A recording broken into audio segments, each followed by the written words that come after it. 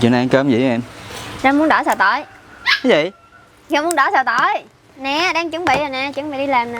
Hôm qua ăn ỉa nguyên ngày không đã, sao nay làm nữa rồi trời? Ủa mắc cười quá à, em cũng ăn chung với anh, em có bị đâu, tại anh bụng dạ làm sao á, xấu bụng thì ráng chịu chứ đỡ. Đó hôm qua nó nói là anh ăn không có được, anh ăn nó vô là anh sẽ ỉa. Ăn không được ai mượn ăn? Giờ có gì đâu mà ăn, không ăn lấy gì sống? Nước mắm chi? Ai mượn ta để Nước mắm đây, ăn lên thọt đũa chọt vô ăn thì ráng chịu. Bụng làm thì dạ chịu, xấu bụng thì ráng chịu. Mà ăn không được nữa, thôi cãi hoài, làm món khác cho ăn. Mày ăn rau mà đưa ra món đỏ. Khó ăn, khó ở, khó chịu quá hà, giờ nấu mì ăn đi. Khỏi cãi, khỏi ỉa. Nè, ăn đi. Ăn mì gì mà nó ngon, chứ ăn mà cái kia nguy hiểm quá. Ngồi rau gì hơn nhỉ? Nè, Cái gì? rau chùm ngay á. Rồi cái gì? Cái rau muống đỏ đó thì 8, cái này 10. Ồ.